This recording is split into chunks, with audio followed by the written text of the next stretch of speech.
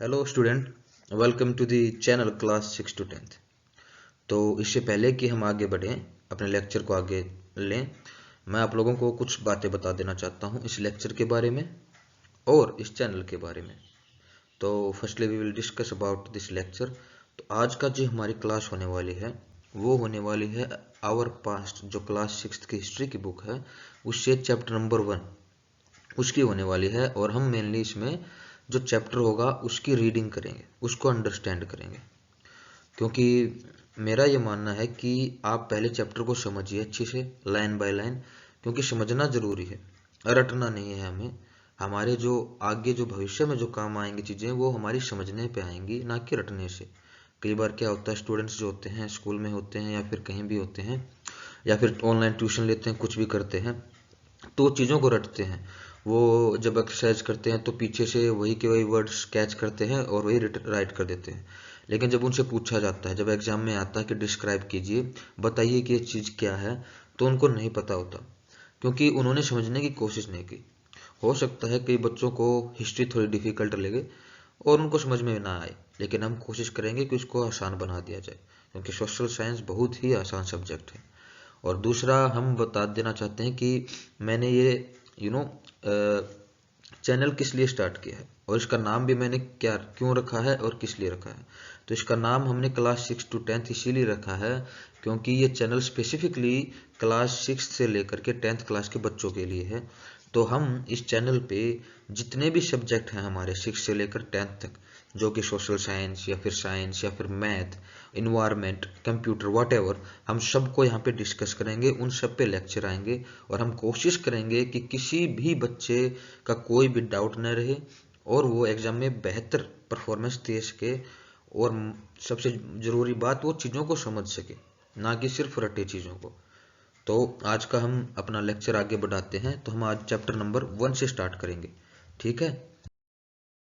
तो हमारा जो चैप्टर 1 है हिस्ट्री का, क्लास 6 का, उसका आप अगर हेडलाइन देखें, ऊपर देखें नाम, तो वो है what, where, how and when. तो ये क्वेश्चन से ही स्टार्ट हो रहा है ये चैप्टर। इसमें लिखा है कि व्हाट मीन्स क्या, वेयर मीन्स कहाँ, हाउ मीन्स कैसे एंड व्हेन मीन्स कब। तो नीचे आप देखें अर्शिदा का question. Arshida sat reading the newspaper, suddenly her eyes fell on the small headline 100 years ago, how she wondered could anyone know what had happened so many years ago. तो ये पूरा का पूरा जो चैप्टर है वो क्वेश्चंस पे ही आधारित है कि पास्ट में हमारे क्या क्या हुआ, कैसे हुआ, ठीक है, क्यों हुआ और कब हुआ। तो ये सब चीज़ें हैं। तो रशीदा एक न्यूज़पेपर पढ़ रही थी, अखबार पढ़ रही थी, तो अचानक उसकी जो आंखें हैं वो एक हेडलाइन पे गई 100 years ago, 100 साल पहले। तो उसके मन में एक क्वेश्चन अराइज हुआ कि 100 साल पहले हम कैसे जान सकते हैं कि 100 साल पहले हुआ कुछ भी। जैसे आप अपने गांव में रहते हैं, शहर में रहते हैं, तो आपको कैसे पता चले कि 100 साल पहले यहाँ पे किस तरह के लोग रहते थे, या फिर आपकी सिटी या फिर आपका विलेज किस तरह का था, क्या उसमें डेवलपमेंट थी, किस तरह के लोग थे, किस तरह के हाउसेज थे, या फिर वो कैसे खाना खाते थे। आज तो हम काफ़ी डेवलप्ड हो गए हैं, आप ये ऑनलाइन लेक्चर देख सकते हैं, लेकिन 100 साल पहले क्या थी, कैसी चीज़ें थी, उसके बारे में हम देखेंगे आगे। फाइंडिंग आउट व्हाट हैपेंड, तो फाइंड आउट करते हैं कि क्या क्या होता था, कैसे हुआ था। Yesterday you could listen to radio, watch television, read a newspaper, last year ask somebody who remembers, but what about long long ago, let us see how it can be done. ठीक है, मैं एक बार reading ले लेता हूँ इसकी और फिर मैं आपको बताऊंगा। What can we know about the past, हम हमारे अपने पास्ट के बारे में क्या क्या जान सकते हैं। There are several things we can find out, what people ate, the kinds of clothes they wore, the houses in which they lived.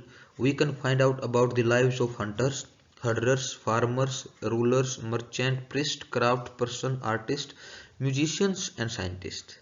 We can also find out about the games children played, the stories they heard, the plays they saw, the songs they sang.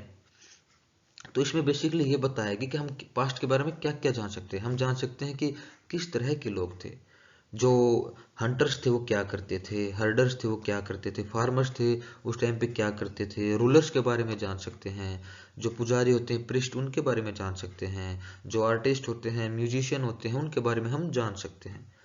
हम ये भी जान सकते हैं कि उस time पे बच्चे किस तरह का गेम खेलते थे।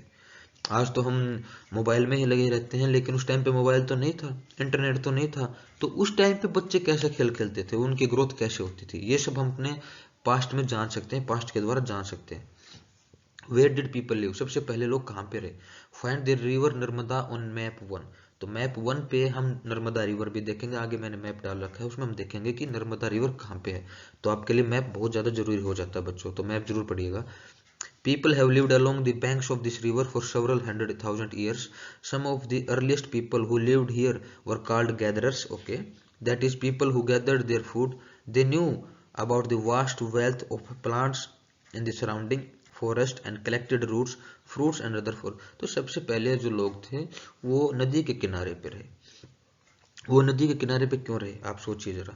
वो नदी के किनारे पे इसीलिए रहे क्योंकि नदी उनको पानी दे पाती थी, जो बेसिक नीड होती है पानी की अवेलेबिलिटी। तो उनको पानी था उनके पास, तो पानी था तो वो आराम से रह सकते थे। उन्होंने वहीं पे अपना डेरा डाल लिया, वहीं पर हमने वो रहना शुरू कर दिया उन्होंने। So now find the Sulaiman and Kirthar hills to the north west. तो आपको जरूर डायरेक्शन का तो पता ही होगा। जो हमारे राइट हैंड जो यहाँ पे हैं, जो east west north and south, तो मैंने जो येलो कलर में करके हैं वो है सुलेमान एंड किथार हिल्स। तो आप मैप में जरूर देखिएगा। अगर आपके पास एटलस नहीं है तो आप बच्चे एटलस जरूर ले लें, या फिर एक इंडिया का फिजिकल मैप जिसमें रिवर्स हो, हिल्स, माउंटेन हो, वो फिजिकल मैप कहते हैं उसे। तो फिजिकल मैप जरूर ले लें, क्योंकि अगर हिस्ट्री में नहीं तो आपको ज्योग्राफी में जरूर इसकी जरूरत पड़ेगी। तो एक फिजिकल मैप जरूर ले आए। Some of the areas where human and man first began to grow crops such as wheat and barley about 8,000 years ago are located here। तो 8,000 साल पहले जब पहली बार क्रॉप उगाई गई, कोई फसल उगाई गई, तो वो जगह यही है, करथार एंड सुलेमान। तो किरथार एंड सुलेमान हिल्स, तो आप जरूर याद रखिएगा इसको। People also begin rearing animals like sheep, goat and cattles. लोगों ने और ऑक्यूपेशन स्टार्ट कर दी, जैसे कि जो हमारी भेड़ बकरियां होती हैं उनको पालना, ठीक है, वो भी शुरू कर दिया।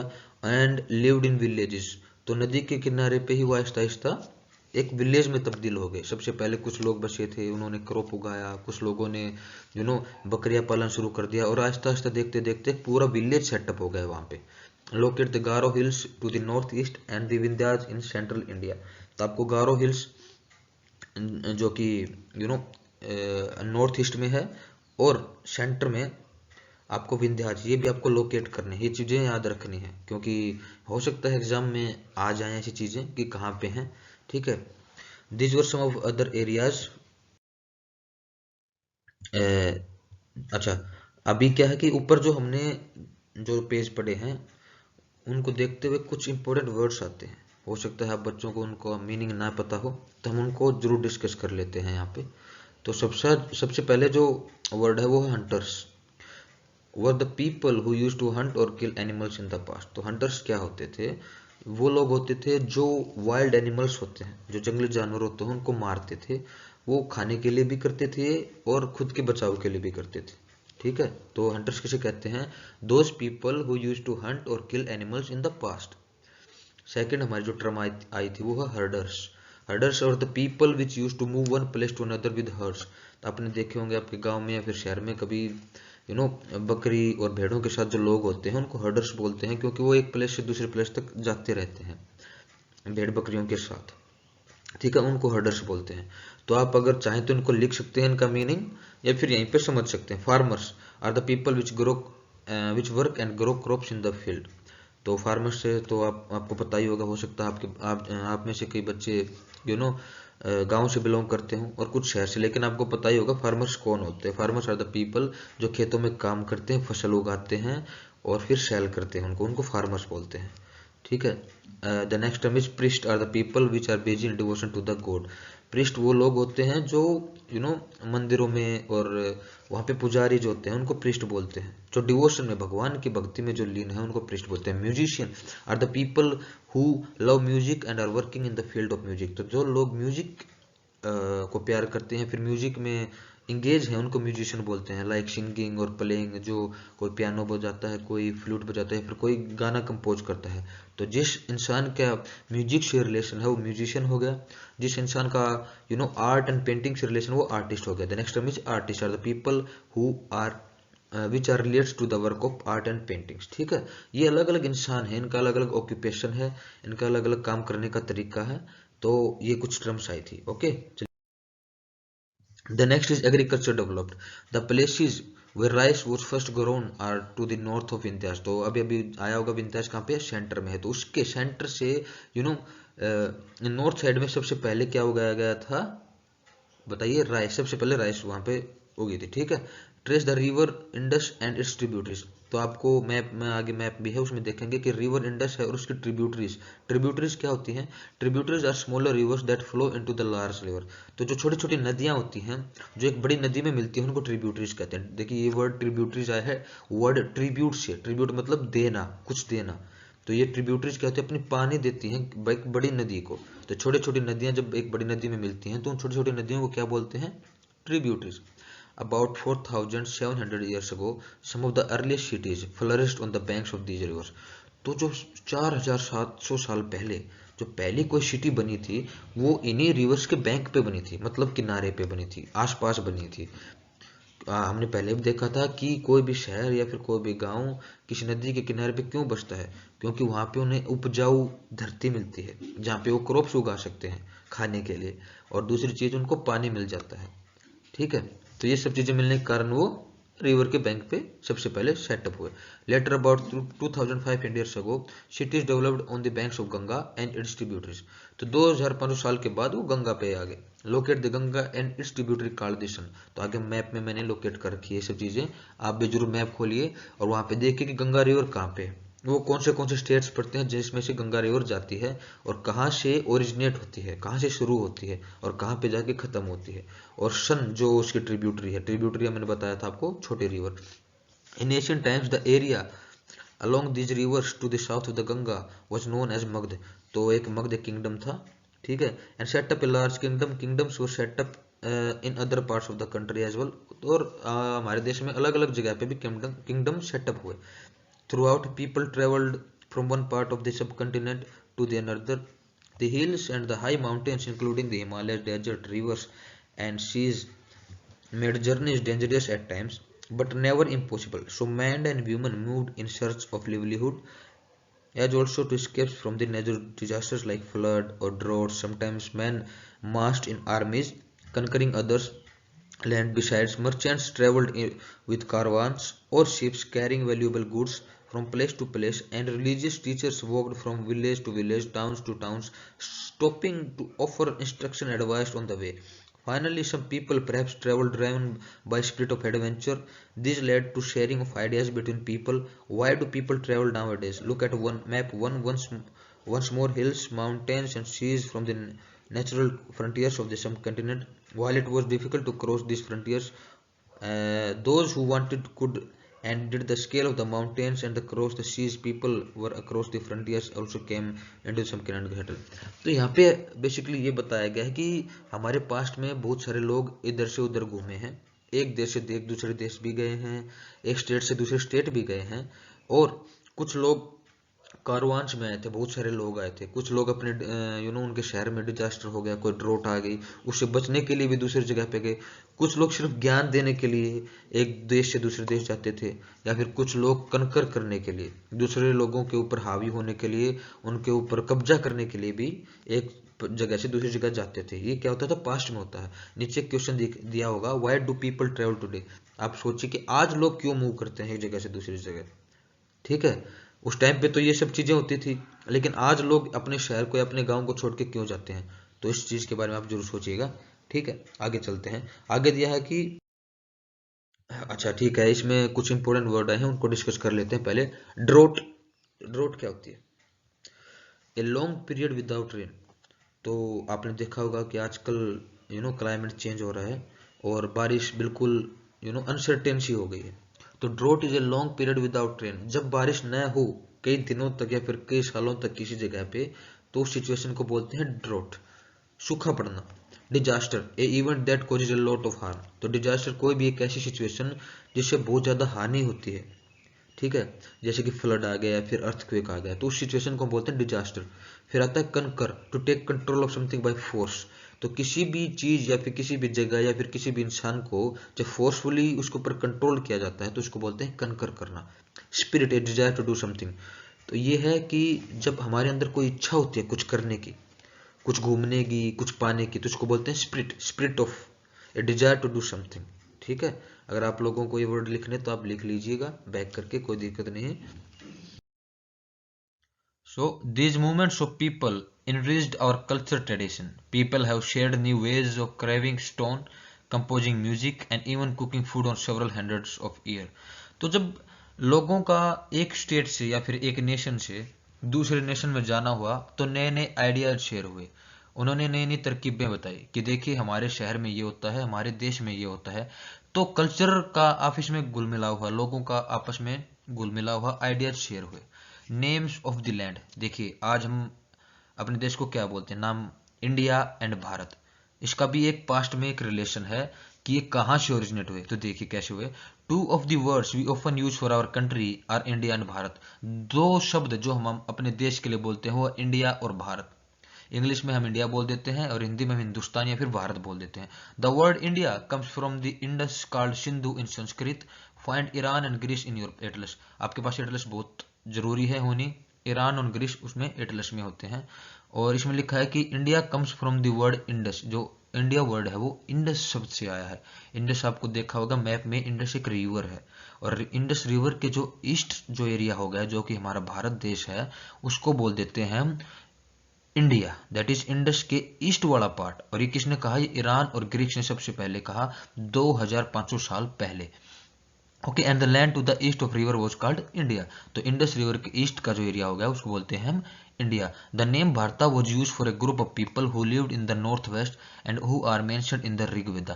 तो और भारत शब्द कहाँ से आया, ये भारत शब्द आया ऋग्वेदा से। ऋग्वेदा में मेंशन हुआ था ये, ठीक है। तो भारत शब्द ऋग्वेदा से आया और इंडिया शब्द कहाँ से आया, रिवर इंडस से। Okay, finding out about the past. There are several ways of finding out about the past. One is to search for the read books that were written long ago. तो हम अपने past के बारे में कैसे जान सकते हैं। तो पहली चीज हो सकती है कि हम कुछ ऐसी चीजें पढ़ें, कुछ ऐसी बुक्स पढ़ें जो बहुत सालों पहले लिखी गई थी, ठीक है। These are called manuscript. और इन बुक को क्या कहते थे, manuscripts, because they were written by hand. और manuscripts means, manu means hand, क्योंकि ये हाथों से लिखी जाती थी इसलिए इनको कहते थे मनुस्क्रिप्ट्स। द थिंग्स और the books which were written by hands are known as manuscripts. और उस टाइम पे क्योंकि हम जानते हैं ना तो पेन होता था ना ही पेज होते थे। उस टाइम पे जो लोग थे वो किस पे लिखते थे, पत्तों पे लिखते थे, लीव्स पे लिखते थे, ठीक है। आज तो हमारे पास पेन कॉपी है तो हम कुछ भी लिख सकते हैं, कंप्यूटर आ गया हमारे पास, इंटरनेट आ गया, लेकिन उस टाइम पे लोग पत्तों पे लिखते थे, ठीक है। ओके, और इनमें से कुछ जो किताबें थे वो नष्ट हो गई क्योंकि टाइम के द्वारा वो इंसेक्ट्स ने और वैसे भी डिस्ट्रॉय हो गई, लेकिन कुछ बच गई। और जो किताबें और जो पन्ने जो पेज बच गए या फिर जो लीव्स बच गए उनसे हमें पता चला कि उस टाइम पे लोग कैसे थे, क्या सोचते थे, कैसे रहते थे। Okay, they have survived, often preserved in temples and monasteries. These books dealt with all kind of subjects like religious beliefs and practices. The lives of kings, medicine and science, beside they were written in Sanskrit, others were written in Prakritic. We can also study inscriptions. These are writings on relatively hard surfaces such as stone or metal. Sometimes kings got their orders inscribed so that people could see, read and obey them. There are other kinds of inscriptions as well, where men and women, including kings and kings, record what they did. For example, kings often kept record of victories in battles. Can you think of the advantages of writing on a hard surface and what could have been the difficulties?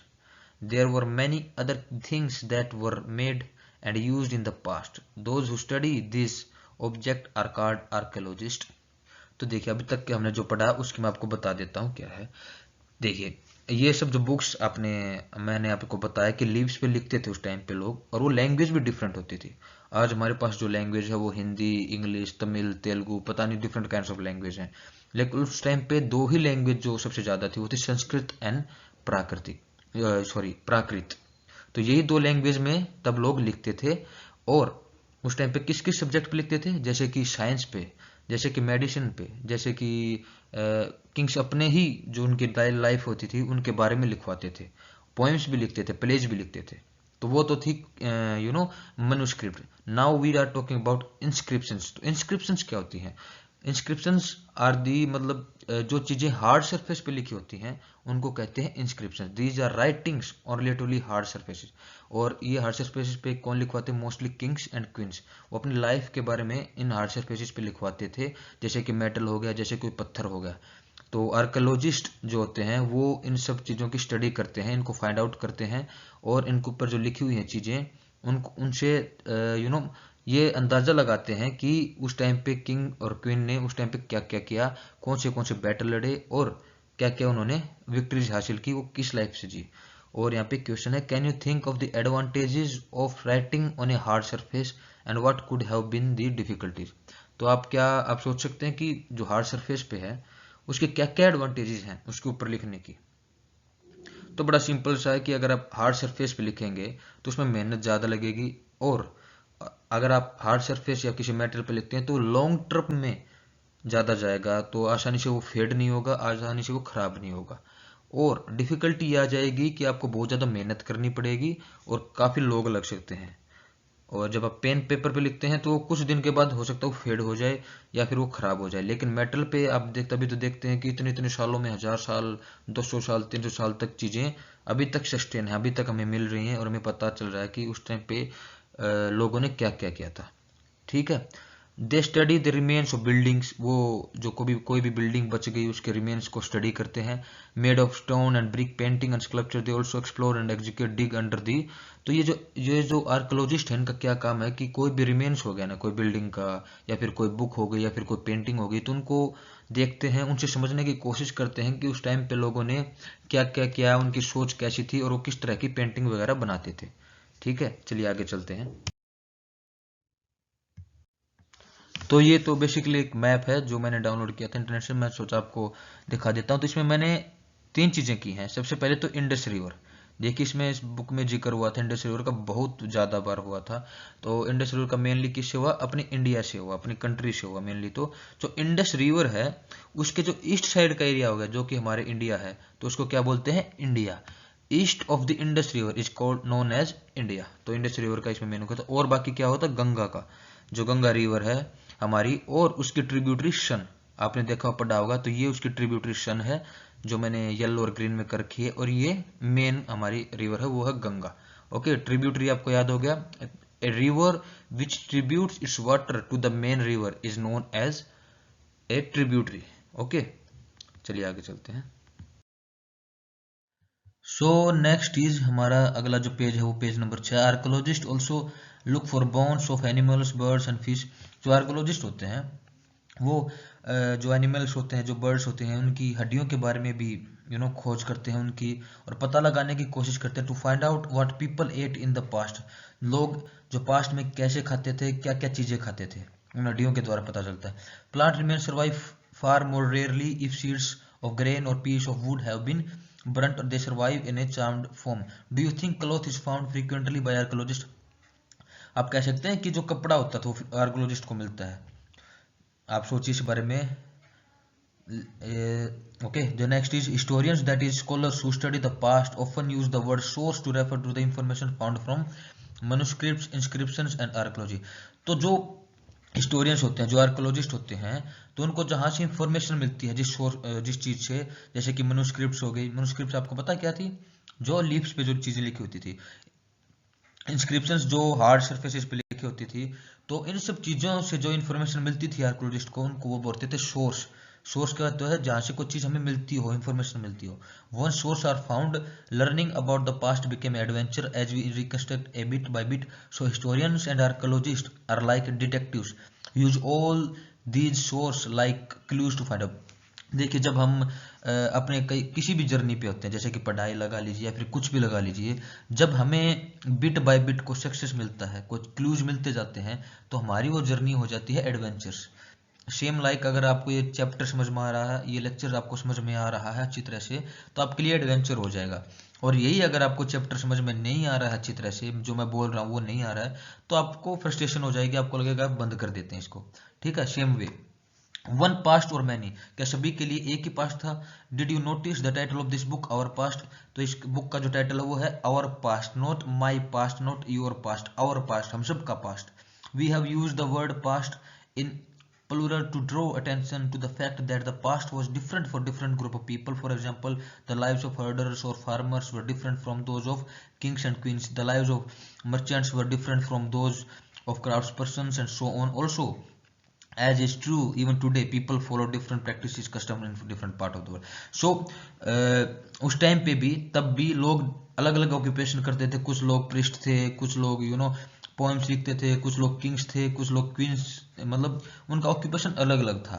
एक जैसे लोग बिल्कुल भी नहीं थे। तब भी society divided थी, आज भी सोसाइटी डिवाइडेड है। आज भी कुछ लोग फार्मिंग करते हैं, कुछ लोग बिजनेसमैन हैं, कुछ लोग म्यूजिक इंडस्ट्री में हैं, कुछ लोग गाने लिखते हैं, गाने बनाते हैं। ठीक है, कुछ लोग आर्टिस्ट हैं, तो अलग अलग हैं आज भी।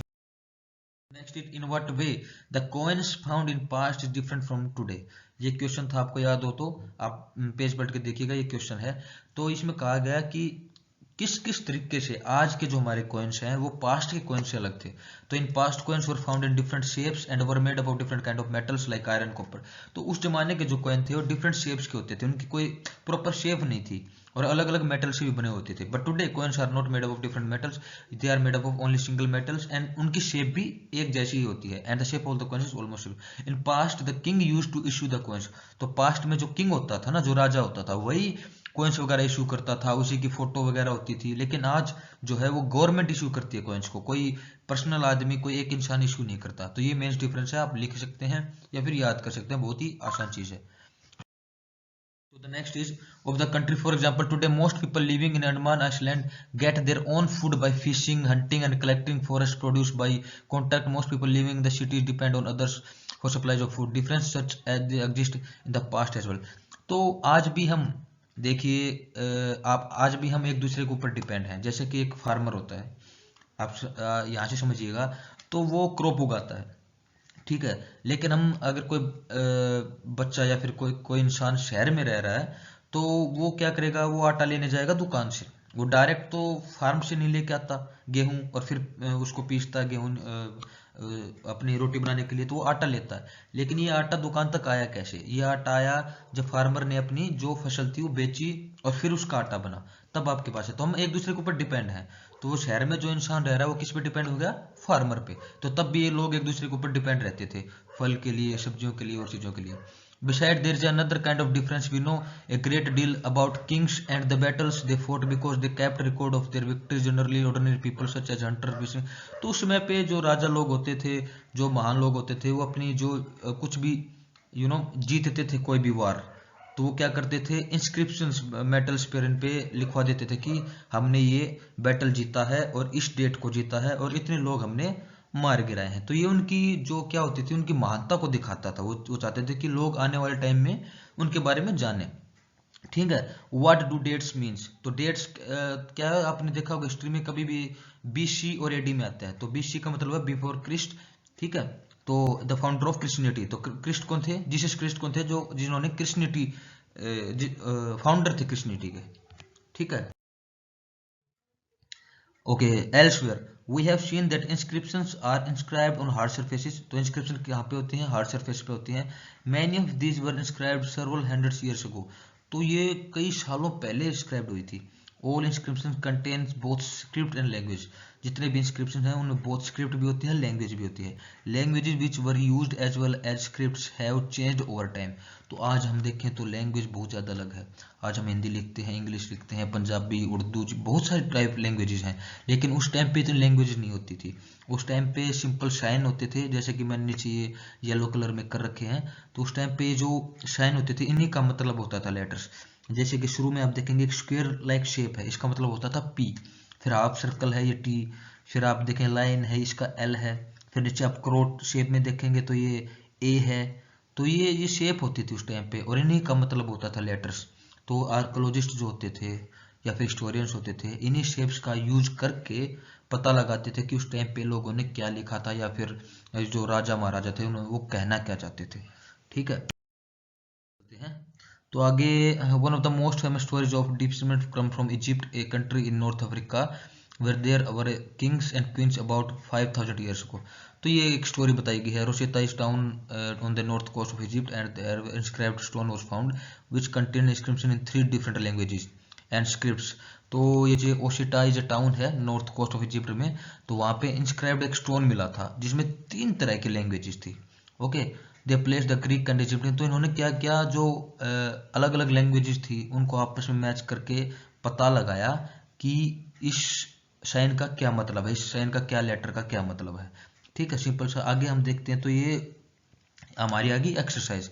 ठीक है, तो मैं ये एक्सरसाइज इस वीडियो में नहीं करने वाला हूँ क्योंकि वीडियो बहुत ज़्यादा लेंथी ऑलरेडी हो चुकी है, और अगर हम एक्सरसाइज करेंगे तो ये और भी ज़्यादा लेंथी हो जाएगी। तो एक्सरसाइज के लिए मैं अलग से एक और वीडियो बनाऊंगा, तो आप ज़रूर उस वीडियो को देखिएगा। समरी जरूर बता देता हूँ आपको क्योंकि समरी बहुत ज़्यादा जरूरी है। तो समरी ऑफ द चैप्टर क्या है? Students have many doubts related to the past, as what kind of people use to live in past, where they use to live and what they use to eat. तो इस chapter का simple से यही फंडा है कि students के मन में बहुत सारे क्वेश्चन हैं कि पास्ट क्या था, पास्ट में लोग कैसे थे, वो कहाँ रहते थे, वो क्या खाते थे तो वो भी इंसान ही, लेकिन उनका क्या कल्चर था, उनकी क्या लैंग्वेज थी। ठीक है, in this chapter we see that people use to live in jungles in the past, they use to live near river so that they can easily get water and food. तो हमें इस chapter से पता चलता है कि शुरुआत में जो लोग, उन्होंने रहना कहाँ पे शुरू किया, नदी के किनारे पे शुरू किया। वो इसलिए शुरू किया ताकि उनको पानी मिल सके और ताकि उनको फूड मिल सके। तो हिस्ट्री में उस जमाने पे लोगों की लाइफ भी बहुत ज़्यादा अलग होती थी। तो आज के जो हमारे लोग हैं वो शहरों में बसते हैं, आज हमारे पास मॉडर्न सब कुछ अवेलेबिलिटी है, साइंस है, इतने मॉडर्न हो गए हैं, हम मशीन्स काम करते हैं, लेकिन उस समय पे इतनी मॉडर्नाइजेशन नहीं थी। तो life of the people was very different. Most of the people were engaged in agriculture और some kind of other activities. लेकिन आज तो हम तरह तरह के बिजनेस करते हैं। We can know about them through the different sources like coins, ornament, inscription and manuscripts. तो हम उनके बारे में कैसे जान सकते हैं? कोइंस देख के, ऑर्नामेंट्स, इंस्क्रिप्शंस और मनुस्क्रिप्ट पढ़ के हमें पता लग सकता है कि उस तरह के लोग, उस जमाने में लोग क्या सोचते थे, क्या क्या काम करते थे। The language of the people was very different. तो जो लैंग्वेज थी लोगों की वो भी बहुत ज़्यादा अलग थी। आज तो हम तरह तरह की लैंग्वेजेस बोलते हैं, और लेकिन उस टाइम पे मोस्टली जो 2 ही लैंग्वेज हमें पता चली इस चैप्टर से, दैट इज संस्कृत एंड प्राकृत। तो आप याद रखिएगा। तो उस टाइम में जो इंस्क्रिप्शंस और मनुस्क्रिप्ट लिखी जाती थी वो 2 ही मेन लैंग्वेज में लिखी जाती थी।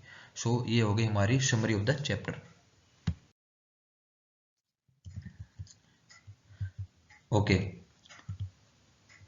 सो द नेक्स्ट इज, हम अब जो नेक्स्ट लेक्चर बनाने वाले हैं हमारा वो किस पे होगा? तो ये होगा on chapter number 1 class 6 history exercise के ऊपर। तो हम जो हमारा नेक्स्ट लेक्चर आएगा वो कम्प्लीटली एक्सरसाइज के ऊपर बेस होगा, और जो आने वाले जो भी हमारी क्लासेज होंगे, लेक्चर होंगे, वो एनसीईआरटी चैप्टर नंबर 2 की होगी, रीडिंग के लिए आएगा, और हम ज्योग्राफी सब के लिए अलग अलग लेक्चर्स आएंगे। एक्सरसाइज का अलग लेक्चर होंगे और रीडिंग के अलग होंगे। For more videos please do subscribe the channel and press the like button, and also do comment so that I can have your doubts and know about my video. Thank you.